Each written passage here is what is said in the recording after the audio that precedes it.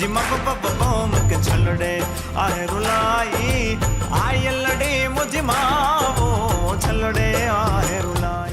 બાળપણમાં જ એ ગાવાના બીજ રોપાઈ ગયા હતા? 5-6 વર્ષ હું સમજણો થયો હતો ત્યારથી મને એવા ગીતો પપ્પા સંભળાવતા, ભજનો સંભળાવતા, અને પછી ત્યારે સાંભળતા સાંભળતા એ રસ મને લાગ્યો. એ શીખ મને પપ્પાએ આપી કે આપણા જીવનના મૂલ્યો એ આપણને આપણા ભજનો અને લોકગીતો શીખવે છે. એ માને તો મનાવી લેજો રે એવો ધવજી એમ મારા વાલાને એ વઢીને કેજોજી. કે કાંઈક કોકને ફિલિંગ થઈ હોય ને બેટા એ લખે કે, અને એને હું અત્યારે એ કયા ભાવે લખ્યો છે હું અત્યારે ગાવાની કોશિશ કરું. અને એ દિવસ એ રાય મને ભૂલાતી નથી. રાત કે 3 વાગે અમે એ ચર્ચા શરૂ કરી, સવારે મને સ્કૂલે મૂકવા આવ્યા. કસુંબીનો રંગ છે કે પછી રામાપીરનો હેલો છે કે એ તો તારા જન્મ પહેલાં અને મારા જન્મ પહેલાં એ ગવાતી રચના છે. હવે એમાં આપણે કેમ ફેરફાર કરી શકીએ? ધર્મ અર્થ ને કામ મોક્ષ સહુ ચારુ ફળ ને શામ સદાશિવ આમ ઠામ ને ઠામ સમર્પે સેવક દ્વારે. હર હર હર મહાદેવ ભોલિયા હર હર હર મહાદેવ. સુપ્રભાત દર્શક મિત્રો, ગુડ મોર્નિંગ ગુજરાતમાં હું તીર્થા આપનું હાર્દિક સ્વાગત કરું છું. મિત્રો, તમારે કોઈક નવા પ્રદેશની અથવા કોઈ નવી ભૂમિની ઓળખાણ કરવી હોય સૌથી પહેલાં તો તમે શું કરો છો? વેલ, અત્યારે તો આપણે ડેફિનેટલી સૌથી પહેલાં ગૂગલમાં નાખી દઈએ છીએ અને એ જગ્યાનો નકશો જોઈએ છે કે ક્યાં આવ્યું છે, પછી ફોટોસ જોઈ લઈએ ગૂગલ પર કે શું છે. પણ સપોઝ કે ગૂગલ છે જ નહીં, પણ તમારે એકચ્યુઅલી ત્યાંના લોકો કેવા છે, ત્યાંના વિશે શું છે, ત્યાં ઇન્ટરેસ્ટિંગ વસ્તુઓ શું થતી હતી અથવા શું છે, એ બધું તો તમારે જાણવું હોય તો કોઈ પણ એવું કહેવાય છે ને, એવું હું માનું છું કે કોઈ પણ જગ્યા વિશેની તમારે સંસ્કૃતિ વિશેની ઓળખ જોઈતી હોય ને તો તમારે ત્યાંના લોકગીતો સાંભળવા જોઈએ. અને તમે પુસ્તકોમાં પણ જ્ઞાન મેળવી શકો છો, પણ પુસ્તકોમાં છે ને તમને ઇતિહાસ મળશે, પણ જ્યારે તમે લોકગીતો સાંભળશો ને તો ત્યાંના લોકોની સુવાસ છે ને એ તમને મળશે, એમની એસેન્સ તમને મળશે, એમને કઈ વસ્તુઓ ગમે છે, એ કયા પ્રકારના કામ કરે છે, ત્યાં આગળ કઈ પ્રકારનું વેધર છે જે બહુ જ વધારે હોય છે, અને કઈ વસ્તુઓ છે જેને એ અડચણો આવે છે એમના જીવનમાં અને એ ફેસ કરે છે અને એમને ઓવરકમ કરે છે, ત્યાંના લોકોની મેન્ટાલિટી શું છે એ પણ એ લોકગીતોમાં તમને જાણવા મળશે.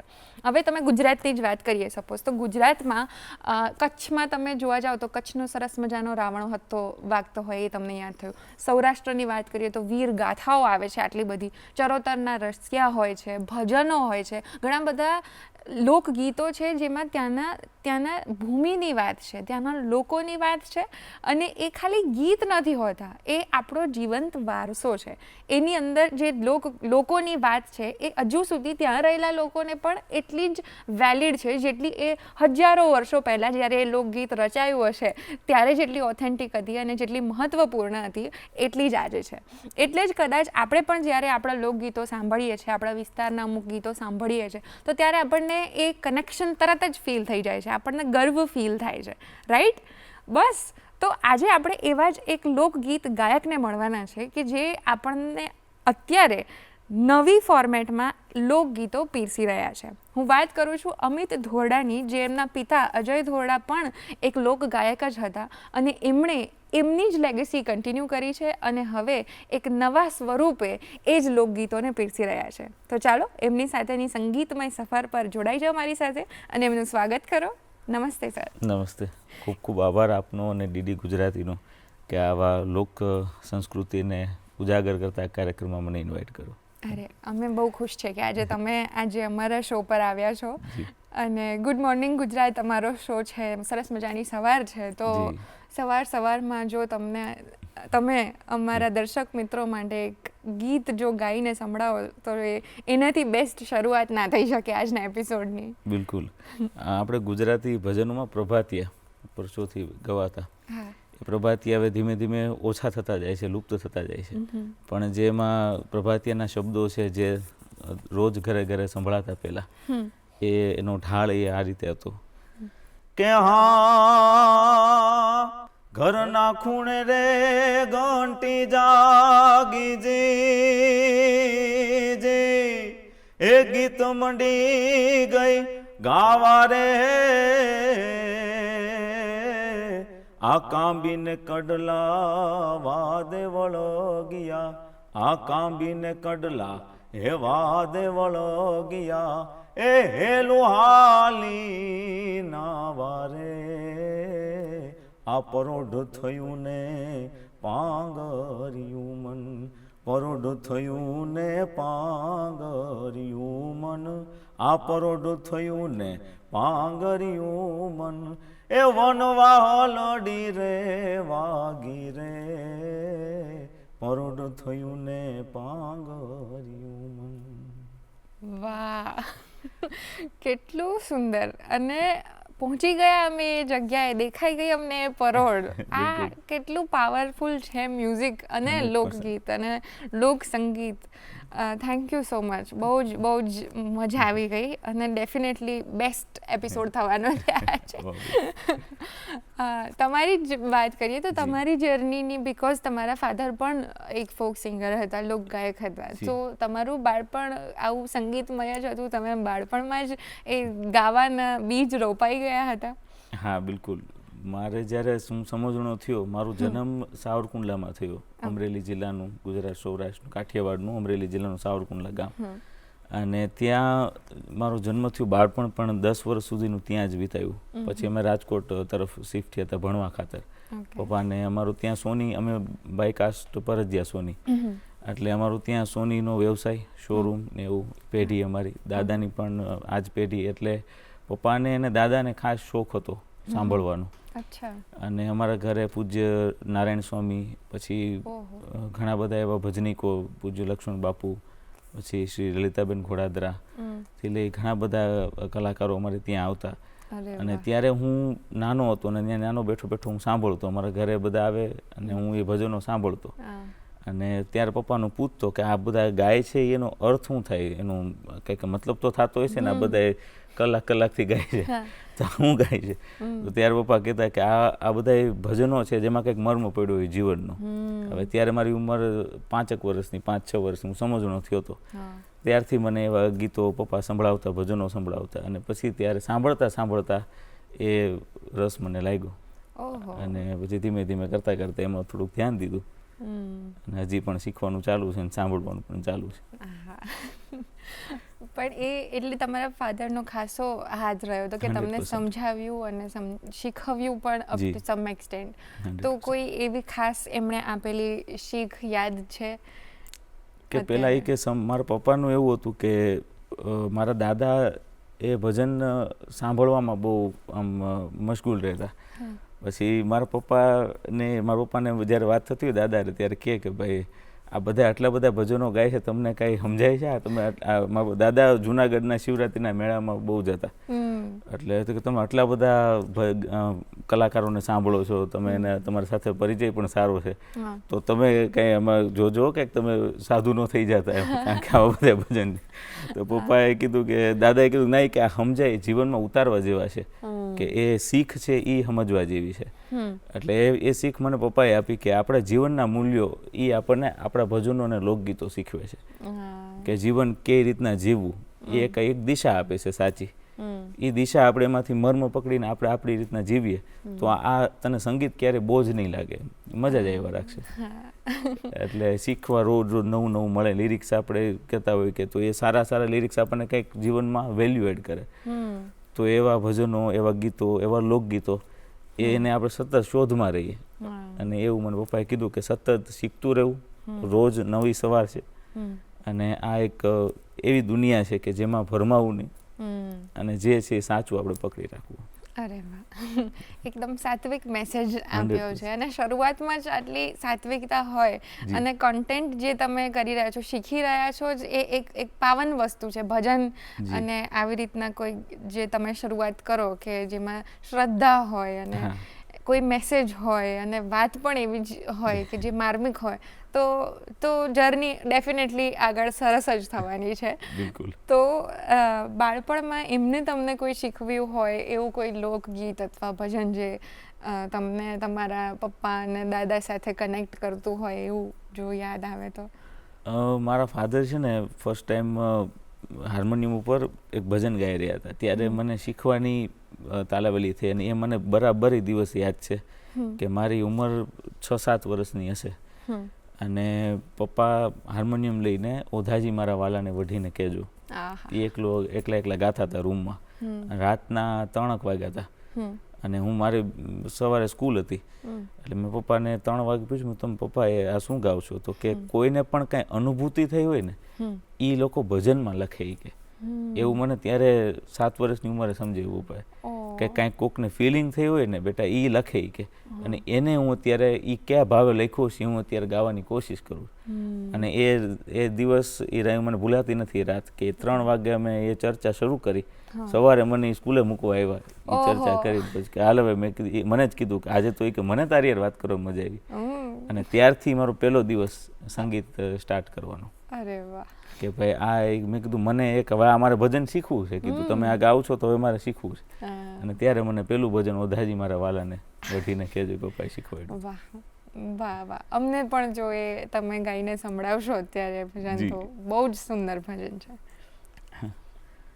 મથુરાના રાજા થયા છો અન ગોવાળો ને ભૂલી ગયા છો જી અને માને તીન મેલે રહ્યા છો રે હે ઓધાજી રે મારા વાલાને એ વઢીને કેજો જી એ માને તો મનાવી લેજો રે એ ઓધવજી એમ મારા વાલાને એ વઢીને કેજો જી. વાહ ખૂબ ખૂબ સુંદર થેન્ક યુ ફરી બહુ જ કનેક્શન અને એ આઈ થિંક તમને જે વાત કરી હતી કેટલી સાચી વાત છે કે એ શું અનુભવતા હશે ત્યારે એવું કહે છે કે કહેજો અને વઢીને કહેજો ભલે એ ભગવાન છે પણ એમને એ કહેજો કે ભાઈ કેમ તમે છોડીને જતા રહ્યા. એને એમ કીધું કે પ્રેમ હોય ત્યાં સમર્પિતતા પહેલા આવે એટલે કે ભાઈ એમાં ઘણા લિરિક્સમાં લખ્યું છે કે ભાઈ વાલાની મરજીમાં રહેશું જે કહેશે એ લાવી દેશું પછી કુબજાને પણ પટરાની કહેશું રે એ ઓધવજી તમે ત્યાં જાઓ છો તમે અહીંયા આવ્યા છે ઘટના તો એવી છે કે ઓધવજી જ્યારે પાછળ રિટર્ન આવે છે તો કે ભાઈ ત્યારે ગોકુળમાં પાછા ગોપીઓને સંદેશ આપે છે કે એ તો હવે મથુરાના રાજા થઈ ગયા છે તો એનું સંદેશ આપવા માટે આવ્યો છું અને ત્યારે ગોપીઓનું જે રુદન છે એ ઓધાજી એમ કહે છે કે ભાઈ એને તમે અમારો સંદેશો આપજો કે હવે મથુરાના રાજા થયા છો અહીંયા અમને ગોવાળોને ભૂલી ગયા છો માને તેને મોલે ગયા છો રે ઉદ્ધવજી મારા વાલાને વઢીને કહેજો એટલે એ ઠપકો છે ને પ્રેમી છે બિલકુલ. થેન્ક યુ સો મચ ફરી એક વખત તમે એમને અત્યારે આ ગીત સંભળાવ્યા બદલ અને બહુ જ સુંદર ગાયું ગાયન. વાત આપણે ભજનની કરી અને બાળપણથી તમારી શરૂઆત થઈ હતી અને જેમ તમે કહ્યું કે એમ વારસાગત જ હતું કે ગમતા હતા સાંભળવા ગમતા હતા પછી ગાવા ગમતા હતા અને હવે પાસ ઓન થઈ રહ્યા છે. તો તમે જ્યારે પછી થોડાક અડલ્ટ થયા થોડા ઓર મોટા થયા ત્યારે બાળપણમાં તો પપ્પા મમ્મી આપણને જે આપતા હોય સંસ્કારો એ રહે પણ પછી જ્યારે તમને એક સમજ ડેવલપ થઈ જાય એ પછી કદાચ એવો ટર્ન આવી શકે કે હું આ જ વસ્તુને કંઈક બીજી રીતના કરું કે હવે જો હું ગાઈ શકું છું તો ગમે તે તમે પછી તો ગાઈ શકતા હતા કે તમારો અવાજ સરસ હતો તો એવા સમયે ઓપ્શન્સ જ્યારે લાગતા હતા ત્યારે પણ તમારું ખેંચાણ હજી ફોક સિંગિંગ અને ભજનો પ્રત્યે જ રહ્યું એનું શું કારણ છે? હું રાજકોટ મેં કીધું એમ કે મેં 10 વર્ષની ઉંમર થઈ ને તે રાજકોટ ભણવા માટે આવેલો ત્યારે મારું ભણતર ઇંગ્લિશ મીડિયમ સ્કૂલથી હું ભણવાનું સ્ટાર્ટ કર્યું ત્યારથી જ ઇંગ્લિશ મીડિયમ સ્કૂલમાં હું ભણતો હતો ત્યાં સાવરકુંડલા પણ એમએલ સ્ટેટ ઇંગ્લિશ મીડિયમ સ્કૂલમાં હતો અને પછી SNK રાજકોટમાં SN કંસાગરા સ્કૂલ TGS ત્યાં ભણતર થયું તો એ બધું ત્યાં ઇંગ્લિશ મીડિયમમાં જ આખું હતું અને ત્યારે મને જે આમ ખોટ લાગતી હતી જીવનમાં કે ભાઈ હું શીખું મારું વાતાવરણ ઘરે આખું અલગ અને સ્કૂલે જાઉં ત્યારે અલગ એટલે એ બેની વચ્ચે મને ત્યાં સવારે અમારે પ્રભાતિયા ગવાય મારા ગુરુ નીતિનભાઈ દેવકા જે અત્યારે આજે પણ અમારા સ્કૂલમાં એઝ એ મ્યુઝિક ટીચર તરીકે છે અને એ ત્યાં પ્રભાતિયા ગાતા હું બેઠો બેઠો સાંભળતો અને મને એ કનેક્ટ થતું કે ને ઘરે જે આપણે વાતાવરણ છે એ મને સ્કૂલે પૂરું પડે છે એટલે સ્કૂલના ટીચરો એમ કહેતા પપ્પાને પણ કહેતા પેરેન્ટ્સ મિટિંગ થાય ત્યારે કે આને થોડોક મ્યુઝિકમાં રાખવો એ કે અહીંયા ભણે તો છે કે પણ હવે એનો જીવ મ્યુઝિકનો છે. એટલે પછી ત્યાં સંગીત નાટ્ય એકેડેમીમાં એડમિશન મારું કરાવ્યું ક્લાસિકલ મ્યુઝિક શીખવા માટે કે ભાઈ આને પદ્ધતિસર આમને મ્યુઝિક શીખવાડીએ.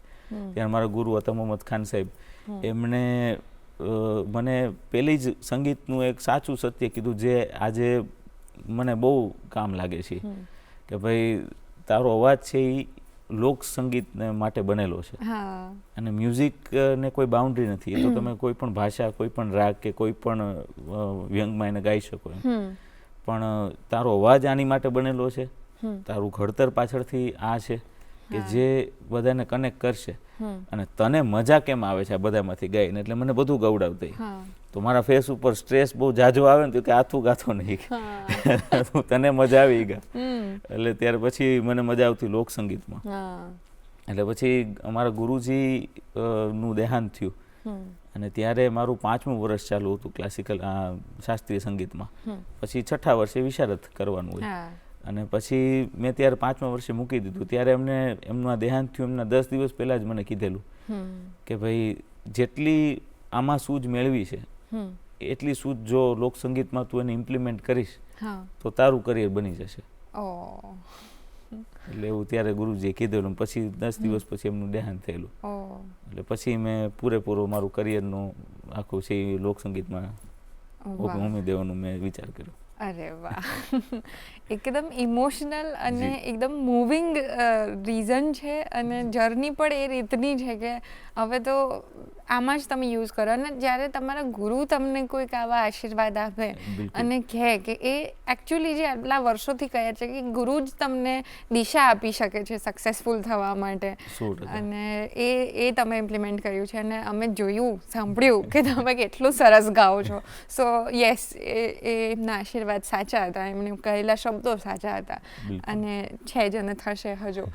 અને બીજી એક ઇન્ટરેસ્ટિંગ વાત એ છે કે તમે લોકસંગીત વિશેને જ આગળ તો વધારી રહ્યા છો, પણ તમે એમને એક અલગ ટચ આપીને આગળ વધી રહ્યા છો. તમારી એક યુનિક સ્ટાઇલ તમે ફોર્મ કરી છે, તો એ સ્ટાઇલ વિશે અમને થોડું જણાવો. મારા દાદા છે ને એની બોલી અલગ હતી. એટલે ટૂંકમાં અમારા ઘરમાં બધામાંથી અમારી બોલી થોડીક આમ કાઠિયાવાડી, કારણ કે અમે એ બાજુથી બિલોંગ કરીએ, સાવરકુંડલાથી. એટલે અમારા બધાના વોઇસ સ્ટ્રક્ચર અમારા ઘરમાં આવા જ એમ આમ પહાડી જેવા. એટલે પપ્પાએ ત્યારે મને એમ કીધેલું કે આપણા જે હેમુ ગઢવીજી, તો દાદા મને મારો જ્યારે વોઇસ, પહેલાં મારો પતલો વોઇસ હતો, નાનો હતો ત્યારે, પછી ધીમે ધીમે જ્યારે વોઇસ ચેન્જ થતો ગયો એટલે દાદા મને કહેતા હેમભા બનવાનો છે. એટલે મને ખબર નહીં કે હેમુ ગઢવીજીને હેમભા કહેતા. એ કે હેમુ ગઢવીજી જે હોય કે તારો કંઠ છે, તું એને સાંભળજે કે. એટલે હું પછી ત્યારે તો યુટ્યુબ હજી આવ્યું હતું, જન્મ લીધું હતું, એટલે ત્યારે હું એમાંથી ગોતી અને ભજનો સાંભળતો અને પછી ગાડીની પેનડ્રાઈવ હોય એમાં સાંભળતો. એટલે પછી ત્યારે હેમુ ગઢવીજીના વોઇસ સ્ટ્રક્ચરને ફોલો કરતો. પછી થોડું સમજણો થયો ત્યારે ભીખુદાન ગઢવીજી, એમનું સાહિત્ય, એમનું સંગીત અને એમની સૂઝબૂઝ, એના ડાયરાઓમાં ક્યાંક બેસવાનું થાય તો હું અહીંયા બેસતો, સાંભળતો કે કેવી માર્મિક વાતો કરે છે. તો એ મને સ્પર્શથી વધારે. અને પછી મને એક વિચાર, જ્યારે હું SNKમાંથી મેં લીવ કર્યું, 12મું ધોરણ મારું પૂરું થયું, ત્યાં સુધી ત્યાં ભણતર હતું અને હું ભણ્યો જ 12 સુધી.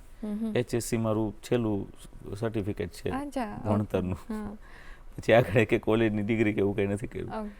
ત્યારે જ્યારે બધું એક્સપાન્ડ કરતા હતા, મ્યુઝિકનું જોતા હતા, ત્યારે વિચાર આવ્યો કે ગામડાના ડાયરાઓ છે એ મારે ક્યાંક ડાયરો સાંભળવો હોય તો મારે ક્યાંક ગામડામાં ક્યાંક ડાયરાનું આયોજન થતું હોય ત્યાં મારે જવું પડે, તો જ હું ડાયરો સાંભળી શકું. પછી ધીમે ધીમે યુટ્યુબ લાઈવ ને એ બધું સોશિયલ મીડિયા પછી આવ્યું. પણ એ મને એમ થયું કે આજથી કે ભાઈ 10 વર્ષ પહેલાંની મારી એ વિચાર હતો કે ભાઈ આ ગામડાના ડાયરાઓ ગામડા સુધી જ છે અત્યારે. પછી કલાકારો બધે જાય છે સાંભળ, વિદેશોમાં એના કાર્યક્રમો થતા હોય ત્યારે લોકો સુધી પહોંચે છે. તો હવે તો મારે જેવા યુવાનો આવશે, મારે એને સંભળાવવાનું રહેશે. તો મારે એને કયા અંદાજથી સંભળાવવું કે એને કેવું ગમે છે, તો હું મારા મિત્રને પૂછું તને કેવું મ્યુઝિક સાંભળવું ગમે, એ મને સંભળાવે કે મને આવું ગમે. તો પછી મારા મિત્રોનું ગ્રુપ હોય તો એ કે અમે આવા આવા ઝોનરના ગીતો સાંભળીએ છીએ. તેમ મને ખબર પડતી ગઈ કે ભાઈ આવી રીતના આજે ભલે મને જે આવડે છે એ મને મારી કલા છે, પણ લોકોને સાંભળવું ગમે છે કંઈક અલગ છે. તે ત્યારે મારા મિત્રો પાસેથી મને સાંભળવા મળતું એ વસ્તુ, અને પછી હું ધીમે ધીમે એની પર ઇમ્પ્લિમેન્ટ કરતો ગયો અને મ્યુઝિક પ્રોડક્શન તરફ મેં એમાં વિચાર્યું કે થોડુંક અલગ આગવી શૈલીથી બધા આજે જે બધા કલાકારો ગુજરાતી મ્યુઝિક ફિલ્ડ હોય કે આપણું ઇન્ડિયન મ્યુઝિક ઇન્ડસ્ટ્રી હોય, બોલિવૂડ હોય, તો એક આગવી શૈલી ધરાવે છે. એની એક અવાજની કોકની ઓળખ હોય, તો એની પાસે જે કુદરતે ખજાનો આપી દીધો છે એ ખજાનાનો ઉપયોગ કઈ રીતના કરે છે. એક સાધનને આપણે આપણી આગવી શૈલીથી કરીએ તો આપણે કુદરતને કંઈક આપણે ભેટ આપીએ એનું આપણું વળતર આપણે આપી શકીએ, અમે એનો ઉપયોગ એટલો કર્યો. એટલે એ મારો વિચાર એ હતો કે અલગ શૈલીથી રજૂઆત કરવી. ઓકે. અને હજી તમારી શૈલી વિશે અને તમારા સિંગિંગ જર્ની વિશે અને જે તમે કીધું કે મ્યુઝિક પ્રોડક્શન સ્ટાર્ટ કર્યું છે એ વિશે અમારે જાણવું છે, પણ અત્યારે એક વિરામનો સમય થઈ ગયો છે. તો દર્શક મિત્રો, મળીએ ગુડ મોર્નિંગ ગુજરાતમાં એક નાનકડા વિરામ બાદ. વિરામ બાદ આપ સૌનું ફરીથી સ્વાગત છે ગુડ મોર્નિંગ ગુજરાતમાં. આજે આપણી સાથે છે અમિત ધોરડા, જેઓ લોક ગાયક છે અને એમની આગવી શૈલી એની વાત કરતા હતા કે એમને શોધી હતી અને એ પછીથી એ કરી રહ્યા છે કન્ટિન્યુ હવે એ પ્રોસેસમાં. તો ચાલો એમની સાથેની બાકીની વાતચીત અને એમની શૈલી વિશે જાણીએ.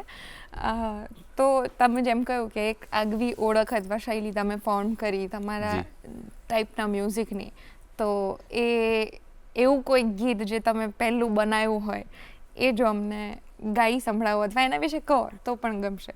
જી, મારા ફાધરે પહેલી વખત મને ગાતા વિડીયોમાં જોયો. અચ્છા. હા, હું જ્યારે સ્કૂલમાં હતો ને ત્યારે અમારી એસેમ્બલીમાં પરફોર્મન્સ બધા કરતા હોય, તો અમારે બધાના ટર્ન હોય કે ભાઈ કોઈ પોયમ રેસિટેશન કરવાનું અને કોઈ કંઈક જે કાંઈ પણ એને આવડતું હોય. એટલે મેં પછી એવું મને સ્કૂલમાંથી કીધું કે તમે આવો અને તમે કંઈક કરો, એમ આજે તમારો ટર્ન છે, તમારે કંઈક એસેમ્બલીમાં ગાવું પડશે કે કાંઈ પણ કરવું પડશે. એટલે મેં કીધું હું ગાવાનું પસંદ કરીશ. એટલે ત્યાં મારા જે શિક્ષકો હતા એમની પાસે બેઠો અને મેં કીધું મારે એક ગીત ગાવું છે. તો કવિ કાગ બાપુની રચના હતી, જે મને કે તારે કયું ગીત ગાવું છે. એટલે મેં ત્યારે કવિ કાગ બાપુની રચના હતી એ કર્યું. અને મારા મિત્રને મેં કીધું તું એક કેમેરો લેતો આવજે. મારે કીધું ઘરે મારા ફાધરને ને ઘરે અમે જમવા જાય 2 વાગે મારી સ્કૂલ છૂટી જાય, કીધું જમવા ઘરે જઈશું ને ત્યારે મારા ફાધરને દેખાડવું છે મારે કે હું આવી રીતના ગાતો હતો. મેં બધાની સ્ટુડન્ટ્સની વચ્ચે ગાયું. અને ત્યારે મારા પપ્પાએ મને કીધું કે વાહ ખૂબ સરસ, તને આવું આવડે છે તો આને આ રીતના એનું કેળવવું કરજે. અને એ હતું હે જાડવા પોતે રે એ પોતાના ફળ નથી ખાતા રે, ઉપકારી એનો હે આત્મો રે ઓજી. ગાવડી પોતે રે પોતાના દૂધ એ નથી પીતી રે, ઉપકારી એનો હે આત્મો રે ઓજી. આવી કવિ કાગ બાપુની રચના હતી. પછી પપ્પાએ કીધું કે આ જે ઢાળ છે એ લોક ઢાળ છે, લોક ઢાળને ગાવાની એક શૈલી હોય અને તારો અવાજ છે એ આ ઢાળને ન્યાય આપી શકે તો એને હરકત ગળાની, કારણ કે ઘણું બધું એવું હોય છે કે પૂજ્ય નારાયણ સ્વામીએ જે ભજનો ગાયા, પૂજ્ય કાનદાસ બાપુએ જે ભજનો ગાયા, કે પછી જેટલા પણ આપણા આ ધરોહરને સાચવનારા છે કે જેને એક લિપિબદ્ધ કરીને લોકો સુધી ભજન પહોંચાડ્યું. જે પેલા ગામડાના ચોરે ભજનો થતા, દોકડ વાગતું હોય, ઝાંઝ વાગતા હોય અને એ ટોડલે બેઠા બેઠા એ ભજનો લીમડાના છાંયે બેઠા બેઠા બધા ગાતા હોય, તો એ ભજનોને લિપિબદ્ધ કરી એને રેકોર્ડ કરી બરાબર એને લોકો સુધી પહોંચાડવાનું કાર્ય કર્યું તો પૂજ્ય નારાયણ સ્વામી, પૂજ્ય કાનદાસ બાપુ, કે જેણે આ ભજનોને એક ન્યાય આપ્યો કે ચોખ્ખા શબ્દો સંભળાય, કે પછી ચોકસાઈ હોય એમાં બધી, એમાં ભાવપૂર્ણ હોય, એમાં કારીગરી કલાકારી એટલી બધી નથી હોતી કે ઓહો મને એટલું જ્ઞાન છે સંગીતનું કે હું એટલું એને પીરસી દઉં, પણ આ કૃતિનું ન્યાય કઈ રીતના આપીશું. એટલે એ કહેતા એ તારી હિસાબે તને જેટલું સૂઝે એટલું તું ન્યાય આપજે. હા પણ એવું નહીં કે આ આવું ગાય છે તો હું આવું ગાઈને બતાવું. કે એ તો કલાની વાત છે. કુદરતે બધાને અલગ અલગ પાંખું દીધી છે ઉડવા માટે, હા પણ એ આપણી ક્ષમતા કેટલી છે અને આપણા પાસે કેટલું છે એ મુજબ ઉડવું. અગેન બહુ આમ હું કહું કે આમ વન લાઇનર્સ અને મોરલ્સ ના હોય એ તમે જે કહી રહ્યા છો ને, કે જે તમારા ફાધરે તમને કીધા હતા એ અત્યારે અમને એ રીતના મળી રહ્યા છે. એટલે ને એકદમ સારા પોઈન્ટ, સાચી વાત ઓછા શબ્દોમાં કહી દેવી એ આપણા વડીલો સિવાય કોઈ ના કરી શકે અત્યારે તો. અને બહુ જ સરસ તમે કીધું. તો એ તો તમે પણ સ્કૂલમાં પરફોર્મ કર્યું હતું કે અને પછી એ તમે એમણે સાંભળ્યું, પણ પ્રોફેશનલી પછી તમે બહાર પહેલું કોઈ પરફોર્મ કર્યું હોય પરફોર્મન્સ એ યાદ છે? બહાર એમાં એવું હતું કે મારા ફાધરને જે મેં કીધું કે ફર્સ્ટ ટાઈમ એને ખ્યાલ આવ્યો કે આવી રીતના આ ગાય છે. પછી બધાને બતાવતા, એમના મિત્રોને પણ બતાવતા, અને મારા પપ્પાના જે મિત્રો છે એ પણ સંગીતમાં જાણકાર બધા. તો એ જ્યારે ઘરે એકાંતમાં બેઠા હોય બધા, ત્યારે જમી લેતા હોય, જમીને બધા ફ્રી થઈ જાય ત્યારે પપ્પા રાત્રે બધા એના મિત્રોને બોલાવે અને એ બેઠક કરતા. અને ત્યારે બધાને કહેતા કે આ છોકરામાં શું શું ઘટે છે, આપ બધા એમને કયો, માર્ગદર્શન આપો. એટલે કોક મને કહેતું તારે આ ઘટે છે, આમ છે, આ શીખવું જોઈએ. તો હું બધાને મેં મારા જીવનમાં ગુરુ માન્યા છે કે ભાઈ એને મને નાની નાની વાતો શીખવાડી છે, કે નાની નાની બાબતોમાં મને ધ્યાન દોરવાનું કીધું. એટલે પછી મારા ફાધર મને એમ કીધું કે હવે તું તને કે આમાં કાર્યક્રમો મળશે, પણ તું લોકો સ્વામી જે રજૂ કરીશ એ તો હવે તને ખબર કે તું શું કરું, હું તો તને શીખવાડી દઉં, પણ જો મંચ આવે સામે તો શું કરીશ. અને ત્યારે મેં કીધું મારે એવો એક અનુભવ લેવો છે. મારે પછી એ કદાચ કરું કે ન કરું, પણ મારે અનુભવ તો લેવો છે કે મારી સામે કદાચ ઓડિયન્સ બેઠા હોય, મારી સામું જોતા હોય ને હું કેવું ગાઈ શકું, એ મારી અનુભૂતિ એક વખત તો લેવી છે. એટલે ત્યારે એક માતાજીનું મંદિર હતું અમારે ત્યાં, ધજડી ગામ છે, અને ધજડી ગામ સાવરકુંડલાથી નજીક થાય ત્યાં માતાજીનું મંદિર, અને એમના પાટોત્સવ હતો ત્યાં. અને ત્યાં મારા પપ્પાના મિત્ર એમને કીધું કે ભાઈ અમિતને ત્યાં ગાવાનું છે. પપ્પાએ કીધું જોઈ કે તને મારા મિત્રે કીધું તારે ત્યાં ગાવું પડશે હોય કે તે વાત કરી હતી, તો હવે ત્યાં આપણે જાહેર કાર્યક્રમ છે અને ત્યાં બધા અજાણ્યા મ્યુઝિશિયન્સ હશે, બધું આમ તું એક જ જઈશ, ખાલી હાર્મોનિયમ તું 2 જણા. એટલે હવે તને જો કેવું થાય છે. અને ત્યારે હું બેઠો ને ફર્સ્ટ મારી અનુભૂતિ એ હતી કે ઓહો આ તો આટલું બધું ક્રાઉડ છે, અને મારે ઉંમરે ત્યારે નાની હતી, અને મારે શું ગાવું એમ, અને બધા દિગ્ગજ કલાકારો બધા બેઠા હતા, અને મારી આમ બધા જોવે, હું બધાની આમ જોઉં. અને ત્યારે એક કહેવાય ને કે જીવનની યાદગાર પળમાંથી એક પહેલો કાર્યક્રમ જાહેરમાં ધજડીનો કાર્યક્રમ હતો. અચ્છા, એટલે નર્વસનેસ તો હતી ભયંકર. અને પછી તમે શું ગાયું એવું કે એ નર્વસનેસને ઓવરકમ કઈ રીતે કરી? માતાજીનું એક મેં ત્યારે કિસ્સો કીધો તો મેં વધારે પછી હું બી ગયો હતો, એટલે હું બોલવાનું મેં વધારે કરી નાખ્યું. અચ્છા. મેં કીધું અમારે ગાવું મને ખબર નથી પડતી, એટલે પછી હું બોલવા માંડ્યું. પણ ત્યારે માતાજીની એક કૃતિ મેં ગાઈ હતી, એ છે ભેળિયો, એ મેં ત્યારે ગાયો હતો. અમને ગાઈને સંભળાવો તો ગમશે. કે માડી તારા ભેળિયામાં એ ઉજળું અમારું આ ભાવી રે માતાજી તારો ભેળિયો, હે માતે ભલે રે ઓઢો રે આવો રૂડો ભેળિયો,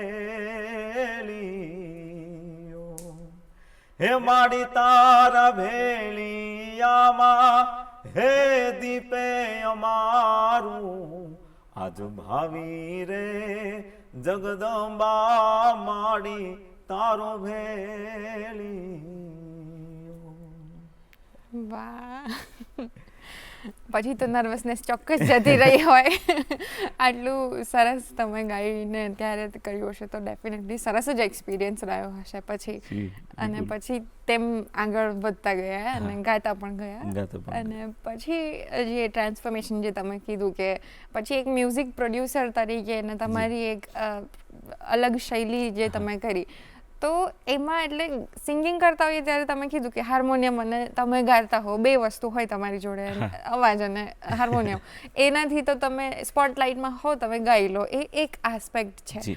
પણ મેકિંગ સોંગ એ ડિફરન્ટ એસ્પેક્ટ છે. તો એ બંને વચ્ચેનો સિમિલારિટી અને ડિફરન્સ તમને શું લાગે છે, કે શું એક્સપિરિયન્સ રહ્યો હતો પ્રોડ્યુસિંગ તરફ? બિલકુલ. મને જ્યારે આવા કાર્યક્રમો મળતા, આવી રીતના મેં કાર્યક્રમો કર્યા એટલે લોકો મને ઓળખતા થયા થોડા, તો કે ભાઈ અમારે ત્યાં છે તો તમે પણ આવજો કાર્યક્રમમાં, તેવું આમંત્રણ મને મોકલતા. તો મારા પપ્પા મને કહેતા કે ભાઈ જો તને હવે આવવા માંડ્યું છે આવી રીતના આમંત્રણ, તો તારા ઉપર છે, હવે તારે શું કરવું એ. એટલે ત્યારે મેં મારા ફાધરને પૂછ્યું, મેં કીધું હું માનું છું ત્યાં સુધી સંગીત એક યાત્રા છે. જો હું હજી પરફોર્મ કરવાનું ચાલુ કરી દઈશ તો હજી તો મને એટલું નોલેજ નથી, હજી તો મને એટલું જ્ઞાન નથી આનું, અને હું એને કેમ રજૂ કરું કીધું લોકો સામે. કદાચ મને કાર્યક્રમો આવે છે એની સામે ધનરાશિ પણ જે કાંઈ પણ લોકો મને એને તરફથી આપતા હોય એ મારી પાસે એ છે એ વસ્તુ, પણ હવે મારે હજી એને પ્રોફેશનલિઝમમાં હજી કન્વર્ટ નથી કરવું, એમ હજી થોડુંક મારે શીખવું છે. તો એ ક્યાં શીખાય એ મને નથી ખબર કીધું. મને ત્યારે ક્યાંય નહોતો ખ્યાલ આવતો કે ક્યાં શીખાય, કોલેજ શું હોય, મ્યુઝિકલમાં કંઈ આગળ ભણતર હોય, કેવું હોય, એ કોઈ મારે આજુબાજુ કંઈ એવું હતું નહીં. એટલે પછી મારા પપ્પાએ ઘણા બધા એમના મિત્રો છે એમને કીધું કે આને શું કરવું જોઈએ. તો પછી કે અમને મુંબઈ મોકલવો જોઈએ, કે મુંબઈ એક ઇન્ડસ્ટ્રી છે કે જ્યાં બોલિવૂડના આવી રીતના કામ થતું હોય. એટલે પછી હું ત્યાં ગયો, ત્યાં મારા મિત્રો સાથે રહેવાનું થયું. ત્યાંથી થોડું ઘણું મેં નોલેજ મેળવ્યું કે અચ્છા આમાં સ્ટુડિયો હોય, તો કે બધા ત્યારે મને એવું કહેતા, ખાલી એટલું સાંભળેલું કે લાઈવ ગાવું ને સ્ટુડિયો ગાવું એમાં ફેર બહુ. કેવો ફેર, હું ફેર હવે કેમ ખબર પડે.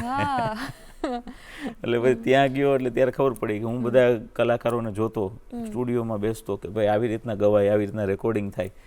અને પછી મારી જે સ્કૂલ છે SNK, ત્યાં પણ અમારે સ્ટુડિયો હતો. તો ત્યાં પણ બેસતો હું અને મિત્રો સાથે સ્ટુડિયોમાં જ વાતચીત થતી. અને ત્યારે જાણ્યું કે આ તો આખું મ્યુઝિક પ્રોગ્રામિંગ અને એરેન્જમેન્ટ ઉપર છે. તો એ વિચાર, મેં કીધું આ મ્યુઝિક બનતું કેમ હશે એમ. તો કે એ વિચારથી બને. એક સારો વિચાર આવે કે ભાઈ મારે આ મ્યુઝિકને આ રીતના લઈ જવું. એક આપણે કન્સ્ટ્રક્શન કરતા હોય તો આ બિલ્ડિંગને મારે આવું બનાવવું છે, તો એવી રીતના આખું મ્યુઝિક બને. અને એમાં ઘણો સમય લાગે, 2-4 મહિના 5 મહિના લાગે, એમાં આટલી બધી પ્રોડક્શન થાય. એટલે એ ધીમે ધીમે કરતાં કરતાં એ બાજુ મારો ઝુકાવ રહ્યો કે ભાઈ હવે મ્યુઝિકને એક નવા રંગથી, કે તમારે ગાવું હોય તો આ ફીલથી ગાવું પડે. તો એવા રેકોર્ડિંગ સેશન્સમાં મારો ભાગ બનવા પછી હું કોરસ કરવા જતો. તો કોરસમાં પણ મને એમ થતા, મને કહેતા મ્યુઝિક ડાયરેક્ટર કે આમાં આ ભાવથી ગાવાનું છે. તો અલગ અલગ ભાવમાં ગાવા મળતું, કે કોઈ શૌર્ય ગીત હોય તો શૌર્ય ભાવથી ગાવાનું, તો કોઈ સવારનું પ્રભાતી હોય તો મન પ્રફુલ્લિત કરીને ગાવાનું, અને કોઈ કરુણ ગીત હોય તો એ કરુણતા તમારે જીવવી પડે, ત્યારે કરુણતા આવે છે. એટલે એ અલગ અલગ એક્સપેક્ટ્સમાં જીવવાનું મળ્યું, ગાવાનું મળ્યું. અને પછી ધીમે ધીમે કરતાં કરતાં મેં કીધું મ્યુઝિક જેમ છે, મારા ફાધરનો એક જ મને હતો, એક સલાહ હતી કે જેમ છે ને એમ જ કોઈ પણ વસ્તુને રજૂ કરવી એમ. અને લોકસંગીત છે ખાસ કરીને, એ લોકસંગીતને લોકોમાંથી આવેલું સંગીત છે, તો લોકો સુધી એ જ વેમાં પહોંચાડવું, એમાં કોઈ છેડછાડ ન કરવી. પછી તારું કમ્પોઝિશન હોય એને તું 10 રંગ લગાડતો એ અલગ વાત છે, પણ લોક કમ્પોઝિશન જે લોક ઢાળ છે, જે પ્રાચીન વર્ષોથી ગવાય છે, એને મને મારા પપ્પાએ કીધું ત્યારે મારા રૂવાડા ઊભા થઈ ગયા હતા કે ભાઈ કસુંબીનો રંગ છે, કે પછી રામાપીરનો હેલો છે, કે એ તો તારા જન્મ પહેલા અને મારા જન્મ પહેલા ગવાતી રચના છે. હવે એમાં આપણે કેમ ફેરફાર કરી શકીએ? એટલે એ ન કરવું જોઈએ, કે એ જે આવ્યું છે એ કરવું જોઈએ અને એ જ પહોંચાડવું જોઈએ. તને તારી 2 રચના અલગ બનાવી હોય તો એ તું બનાવ, પણ લોકસંગીત સાથે છેડછાડ નહીં કરતો. એટલે જેમ છે એમ રજૂ કરજે.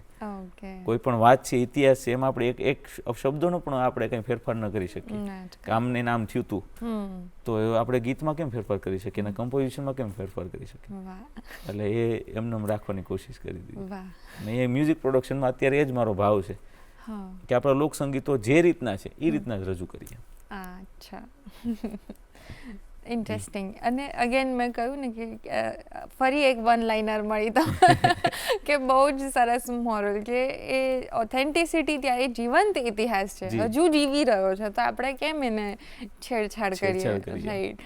પણ બિંગ અ મ્યુઝિક પ્રોડ્યુસર જેમ તમે કીધું કે એમાં અને સિંગિંગ બંનેમાં એક વખત તો તમે સિંગિંગ કરી જ રહ્યા છો અને એ તો થઈ જ રહ્યું છે સરસ, પણ પ્રોડ્યુસરવાળા આસ્પેક્ટમાં કોઈ ચેલેન્જીસ આવ્યા હોય, એવું થયું છે કે કોઈ અડચણ આવી હોય કે જે તમે પછી ઇવેન્ચ્યુઅલી ફેસ કરીને આગળ વધ્યા હોવ, એવો કોઈ કિસ્સો યાદ આવે?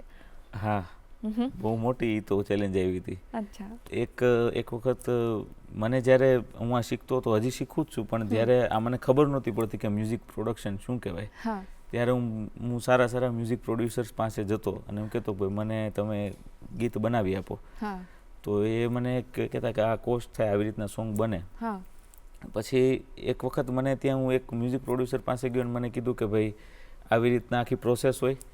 તો મેં કીધું આપણે આ પ્રોસેસ અલગ અલગ સ્ટુડિયોમાં થતી હતી કે ભાઈ કોઈ વોકલ હોય તો અલગ સ્ટુડિયોમાં થાય, કોઈ રિધમ ડબિંગ હોય તો અલગ સ્ટુડિયોમાં થાય. આજે પણ એવી રીતના જ થાય છે અને એ સ્વાભાવિક છે કે બધી અલગ અલગ જગ્યાએ આર્ટિસ્ટની અવેલેબિલિટી ટાઈમ પ્રમાણે થતું હોય. તો મેં કીધું મારે એને સેમ એક જ જગ્યાએ જો કરવું હોય તો મેં કીધું મારે એક સ્ટુડિયો ડેવલપ કરવો પડે કે જેમાં બધી વસ્તુ એકોસ્ટિક ડબિંગ, જેમાં મારે ડ્રમ વગાડવું છે તો ડ્રમ કે અહીંયા આ સ્ટુડિયોમાં ડ્રમ છે ત્યાં જ જવું પડે, એનો સેટઅપ એવો છે. ખાસ કરીને ગુજરાતની વાત કરું કારણ કે મારું રહેવાનું ગુજરાતમાં, મુંબઈ બધું અવેલેબલ છે. અને ત્યારે મેં એવી રીતના વિચાર કર્યો કે સ્ટુડિયોમાં બધું ઇન હાઉસ પ્રોડક્શન કરું અને સિંગરમાંથી એક મ્યુઝિક પ્રોડક્શન તરફ વળવા માટે બધા ઇક્વિપમેન્ટ્સ મને શોખ થતો ગયો ધીમે ધીમે વસાવવાનો કે અચ્છા આમાં આ ફેર પડે, આમાં આટલો સોર્સિંગનો ફેર પડે, પછી અહીંયા આપણે આમ કરી શકીએ. એટલે સારું મ્યુઝિક પ્રોડક્શન તરફ મારો વિચાર વળતો ગયો અને એ કઠિનાઈઓમાંથી મને રસ્તો મળતો ગયો. પહેલાં હું મૂંઝાઈ જતો કે હવે શું કરવું, આર્ટિસ્ટ આજે આવે છે, આપણે પ્રોડ્યુસ કરવા એને શું સમજાવશું, મને તો ખબર જ નથી, હું એને કઈ રીતના ગાઈડ કરીશ. પછી એ આર્ટિસ્ટ પાસેથી હું કહું છું મારું આ છે તો હવે આમાં કેમ કરવું જોઈએ, અને એ એક્સપેરિમેન્ટ કરતા જે મ્યુઝિક બની ગયું હોય એ એક ઘણામાંથી એમ, કારણ કે અમે જ્યારે તો એમ થાય કે હવે આને મૂકી દઈએ, હવે આ ટ્રેક જ નથી બનાવો, આને છોડી દઈએ અને 2-5 વર્ષ પછી કરશું આ કામ આના ઉપર, એવા વિચારો થકી પછી ધીમે ધીમે એને એક સારું મળી ગયું કે રૂપ મળી ગયું, સ્વરૂપ મળી ગયું અને લોકો સુધી ધીમે ધીમે પહોંચતું થયું. અને એવું કોઈ ગીત, આટલા બધા ગીતો છે તમે તો બનાવ્યા હવે, તો એમાં એવું કોઈ ગીત હતું કે જેમાં તમને એવું લાગ્યું હોય કે આનાથી બહુ ચેન્જ આવ્યો છે કરિયરમાં, એવો કોઈ ટર્નિંગ પોઈન્ટ આવ્યો હોય, તો એ તમારું બનાવેલું ગીત કયું હતું, એના વિશે થોડું જણાવો. આપણે વાત ખૂબ સરસ કરી કે એ ટર્નિંગ પોઈન્ટ અત્યારના સમયમાં એ હતો કે જ્યારે મારે આવી રીતના મને મેં કીધું મ્યુઝિક પ્રોડક્શન થકી અત્યારના યુથને ગમે છે, યંગસ્ટર્સને, એવું મારે મ્યુઝિક બનાવવું છે. તો મેં 20 જેટલા સોંગ્સ બનાવ્યા હતા કે ભાઈ 20 જેવા હું સોંગ બનાવું, એમાંથી મને જે ગમે એ જ હું મૂકીશ. મને એવું થયું, મેં અલગ અલગ મ્યુઝિક સેન્સ પાસે બનાવડાવ્યા એ સોંગ્સ. અને પછી મને એમ થયું કે ભાઈ સોમનાથ મહાદેવની એક આરતી છે કે જે વર્ષોથી ગવાતી આવે છે, દાન અલગારીની રચના છે, તખતદાન અલગારીજીની, અને એને શબ્દો તો એના જ છે, કમ્પોઝિશન પણ એ છે, પણ એને મેં કીધું એક અલગ મ્યુઝિક આપીએ તો એ કેવું રહે. અને એ જ્યારે હું ડબ કરતો હતો ત્યારે મને એ ફીલ આવતી હતી, મેં કોઈને કીધી નહોતી પણ મને ફીલ એ આવતી હતી કે ભાઈ અંદરથી એમ કે ને જવાબ આવે કે ભાઈ આ રચના લોકોને ગમશે, અને એ રચના હતી સોમનાથ મહાદેવ ભોળિયા.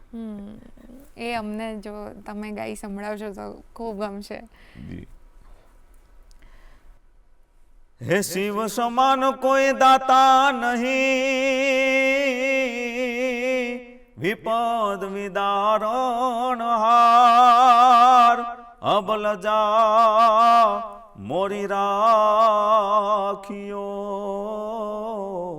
ભોળાનંદી કે અસવાર,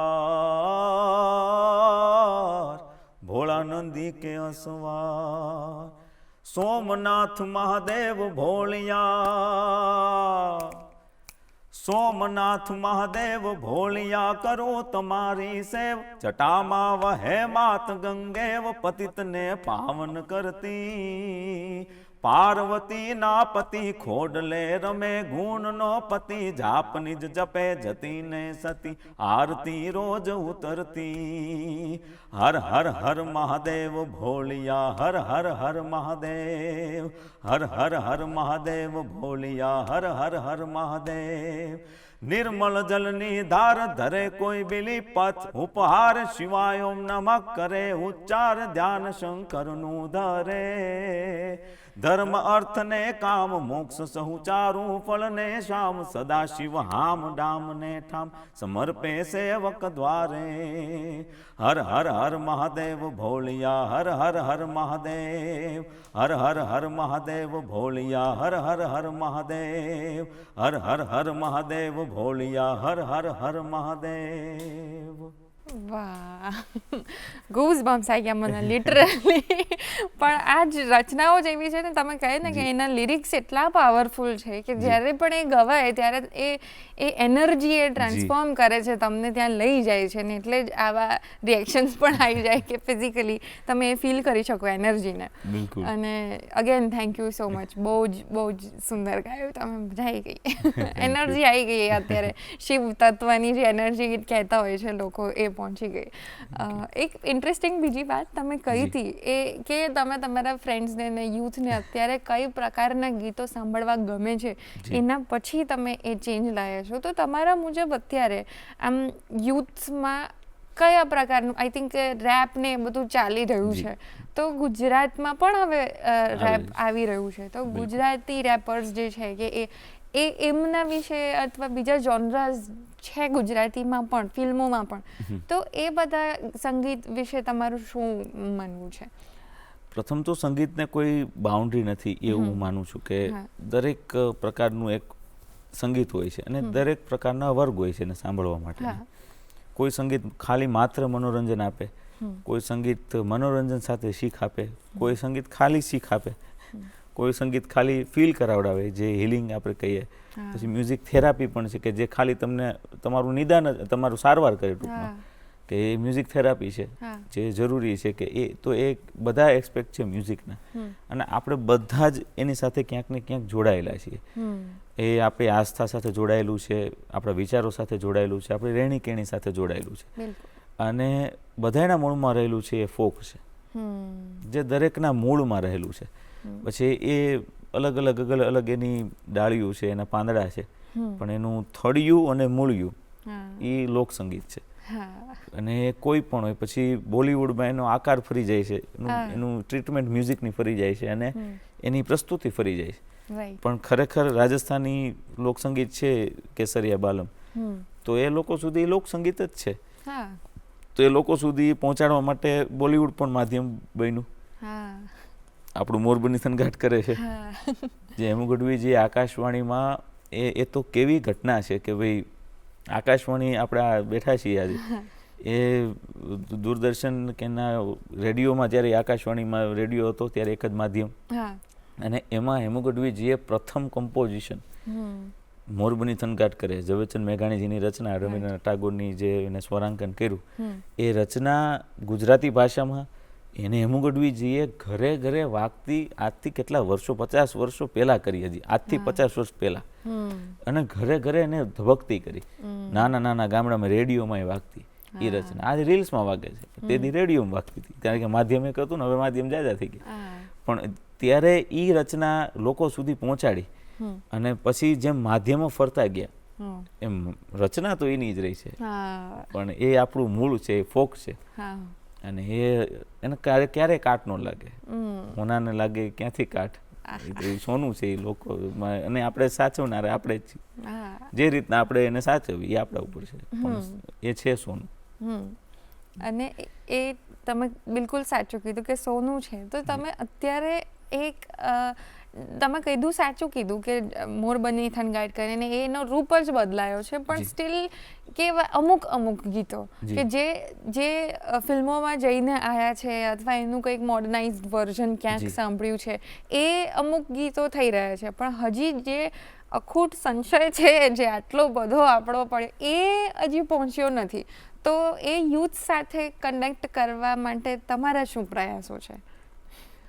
મારા ફાધર મને કહેતા, હું પૂછતો, મારો એક પ્રશ્ન આ જ હતો મારા ફાધરને કે મેં પૂછવાનો હતો તો પપ્પા આ મ્યુઝિક મેં સાંભળ્યું મોરબની થનગાટ કરે કે કેવા અને કેવા જે બોલિવૂડમાં સોંગ આવ્યા છે, તો મેં કીધું હિટ થઈ ગયું. પપ્પા કે હિટ હતું એટલે મ્યુઝિક ફિલ્મોમાં ગયું, એ પહેલા હિટ હતું એટલે તો ફિલ્મોમાં ગયું, એ ફિલ્મ જેને હિટ નથી ગયું એ તો એક માધ્યમ છે. તો ત્યારે મને ખબર પડી કે ઓકે આપણી રચના હિટ છે, પછી એ લોકો સુધી પહોંચે છે આપણે જે રીતના કરી, પણ રચના કેવી કેવી સારી સારી પડી છે અને એ જ હિટ છે ઓલરેડી, જે લોકોને કનેક્ટ કરે છે, પણ હજી એ રજૂ નથી થઈ એક યોગ્ય માધ્યમ કે એક યોગ્ય પ્રેઝન્ટેશન થકી. અને એ મારો અત્યારે એ જ પ્રયાસ રહ્યો છે કે યુથને જે સાંભળેલું નથી, હવે આજે અત્યારે કેવું છે કે એક સૂત્ર મેં ક્યાંક વાંચેલું કે ખોટું વારંવાર ઘૂંટાતું જાય ત્યારે એ સત્ય સાબિત થઈ જાય છે. કે તમે જ્યારે સત્ય શું છે જોયું જ નથી તો જે આજે પીરસીએ છીએ એ લોકોને સાચું જ લાગવાનું છે. કહેવાવાળા છે એ જતા રહે, પેઢી ફરતી રહે. તો હવે એનું કહેવાને તો આપણે એને એ સ્વાભાવિક છે કે અત્યારની ભાગદોડવાળી જિંદગીમાં એ વસ્તુ મને પણ, હું એક યુથ તરીકે જો હું કનેક્ટ કરતો મારી જાતને, તો મને પણ એવું લાગે કે આ બધી શું ઉપદેશો એવડા મોટા જ્ઞાન આપે છે, આની શું જરૂર છે, મજા કરો ને, જીવન ટૂંકું છે.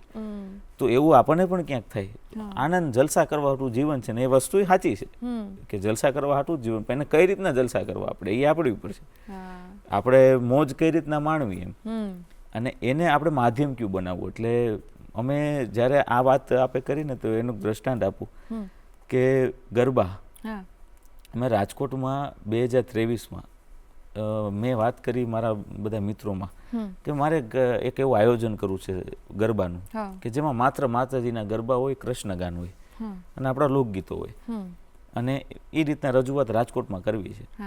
તો સારા સારા મિત્રો હોય કે કરો તમ તારે, અમે બેઠા છીએ, આપણે કાંઈ થાય તો અમે છીએ.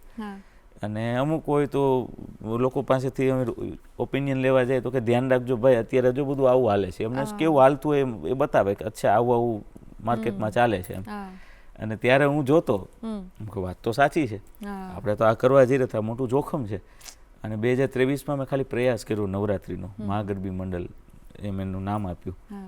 અને પ્રથમ પ્રયાસમાં લોકો ધીમે ધીમે જોડાણા, જેમ જેમ ખબર પડી ત્યાં મને ખબર પડવા માંડી, કારણ કે હું નવો હતો એ વસ્તુમાં, કે લોકોને ખાલી માત્ર એ એક ઝોનર છે કે ડીજે છે કે બોલિવૂડના જે વાઇબ છે કે આપણું લોકસંગીતનું વાઇબ છે, તો લોકોને મજા તો આવે છે. તો હવે એને કઈ રીતના એને ગમીએ એ રીતના આપણે પીરસીએ તો એના સુધી આપણે ધબકતા રહીએ. અને આજે હું ને તમે જો બ્લેક એન્ડ વ્હાઇટ સ્ક્રીનમાં મૂવી જોવા બેસીએ તો મને તમને ગમે એટલું સારું મૂવી હોય ન ગમે જોવું, એના હાથની ટેકનોલોજી પ્રમાણે આપણે ખાલી ઓલું ક્લેરિટી ઓછી થઈ જાય તો એ આપણે 1080 કરી નાખીએ કે એનાથી 4K કરી નાખીએ. તો એ હું અનુભવતો હતો. તો આજે એ સાઉન્ડની જરૂર છે યુથમાં, અને એ સાઉન્ડનું પ્રોપર યુટિલાઇઝ, અને એમાં આપણું લોકસંગીત જો સાથે ભળે તો એ મારી માટે તો એ બોલિવૂડ ને હોલિવૂડ કરતાં પણ ઊંચું સ્થાન ધરાવી શકે. એટલે એ એક પ્રયાસ તરફ હું દોડતો થયો અને એ મારો વિચાર આવ્યો કે ભાઈ આ જે યુથને કનેક્ટ કરી શકે છે. અને હું જોઉં છું મારા બધા કાર્યક્રમોમાં પણ હું જોતો હોય કે યુથને મજા આવે, કારણ કે એમાં મારા કાર્યક્રમોમાં વધારે પડતી માર્મિક વાતો હોય થોડી ઘણી, પછી મજા પણ આવે, થોડું લાફ્ટર પણ હોય, હળવી વાતો હોય આપણા સંગીતની જે લોકજીવનમાં ક્યાંક આપણને રજૂ થતી હોય, આજે પણ આપણને ક્યાંક અનુભૂતિ થતી હોય એવી વાતો છે, અને એ લોકોને ગમે છે. ગમશે ચોક્કસ, બીકોઝ એ વાત જ એવી છે કે તમારા મૂળ જ છે બેઝિકલી, અને આપણે ભૂલી ગયા છીએ, આપણે બીજી વસ્તુઓ પર ધ્યાન આપીએ છીએ, પણ એ છે જ, તમે જોતા નથી એનો મતલબ એવો નથી કે એ છે નહીં. એકદમ આ પણ એક માર્મિક વાત જ છે કે તમે જોઈ નથી શકતા, એનો મતલબ એવું નથી કે એ નથી એ વસ્તુ. તો આ જે તમારો પ્રયાસ છે એમાં તો ચોક્કસ તમે હજી આગળ જશો, અને આઈ હોપ કે વધારે ને વધારે યુથ પાછા કનેક્ટ થઈ શકે આમાં. પણ એવા જો યુથ હોય કે જે લોકો પણ સંગીતમાં રસ ધરાવે છે, સંગીત શીખે છે, તો એમને તમે શું મેસેજ આપી શકો જો તમારે આપવો હોય તો? જે જૂનું છે ને આપણો વારસો, એને આપણે વારસો જ રહેવા દઈએ એમ. એને હું જોતો હોઉં છું, અનુભવતો હોઉં છું કે ભાઈ આપણો વારસો છે ને આપણે કેમ વારસા તરીકે નથી સાચવતા, એમાં અપગ્રેડેશન કરીએ પેઢી હોય આપણે મારા પપ્પા અમે વેપારી હા.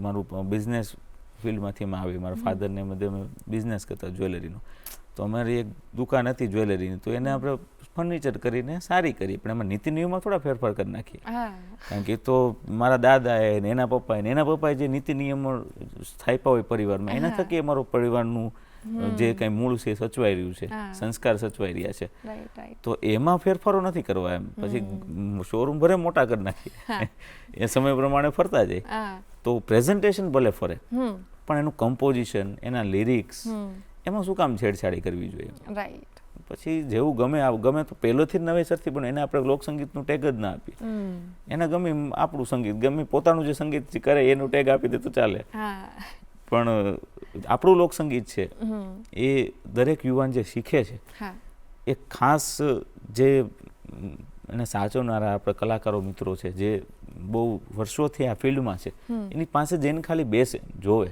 હા કે શું હતું આપણું શું હતું એ અમને કયો ખાલી અને એ જો એટલું થઈ જાય ને બસ એને ખ્યાલ આવી જાય આપણું આ હતું અને આપણે આને જો આગળ લઈ જવું હોય તો આટલી જવાબદારી થકી લઈ જવું પડે આને આપણે બોલવામાં કંઈ ચૂક ન કરીએ શબ્દોમાં કંઈ ચૂક ન કરીએ લિરિક્સમાં કંઈ નહીં કમ્પોઝિશનમાં કંઈ અને એને ન્યાય આપી શકીએ બસ એ જ મારો સંદેશ છે બધા મિત્રોને કોઈ યુવાન મારાથી નાનું મોટું એ કોઈ નહીં પણ બધા મિત્રોને એક સંદેશ છે કે જે આવવા માંગે અને આ છે એ ખાલી બસ કમ્પોઝિશન આપણું સાચવી રાખે લોક ધરોહર. અરે વાહ થેન્ક યુ બહુ જ સુંદર તમે સરસ અમને આટલા સરસ લોકગીતો ગાઈને સંભળાયા તમારી આખી જર્ની કીધી અને ખાસ મને તો જે પેલા મોરલ્સ કીધા છે તમારા પપ્પાએ એ બહુ જ ગમ્યા છે સો થેન્ક યુ એમને પણ અને થેન્ક યુ તમે અમારા શો પર આવ્યા અને અમારી સાથે આટલી બધી વાતચીત કરી એ બદલ ખૂબ ખૂબ આભાર. થેન્ક યુ ખૂબ ખૂબ આભાર. તો દર્શક મિત્રો તમને આજનો એપિસોડ કેવો લાગ્યો એમની વાતચીતમાં તમને પણ પેલા વન લાઇનર્સ જે હતા મોરલ્સ હતા એ ગમ્યા એ તમે સાંભળશો કેવા લાગ્યા એ બધું તમે અમને હવે જણાવી દો અમારા ઈમેલ આઈડી પર goodmorninggujratshow@gmail.com અમારું ઈમેલ આઈડી છે એમાં તમે રિવ્યૂઝ કોઈ સજેશન્સ અથવા કોઈ ગેસ્ટની રિક્વેસ્ટ હોય તો એ પણ મોકલી શકો છો અમે એને ચોક્કસથી આવકારીશું. જો તમે આ ડીડી ગિરનાર ચેનલ ટીવી પર જોઈ રહ્યા હો તો તમને ખાસ એ યાદ કરાવી દઉં કે good morning Gujarat show YouTube પર ડીડી ન્યૂઝ ગુજરાતીની જે ચેનલ છે એના પર અવેલેબલ છે તો તમે કોઈ જૂના એપિસોડ ફરી જોવા હોય તો જોઈ શકો છો આ એપિસોડ પણ ત્યાં જોઈ શકો છો અને શેર પણ કરી શકો છો તમારા મિત્રોને બતાવી શકો છો તો કરતા રહેજો અને અમને યાદ કરતા રહેજો. હવે આપણે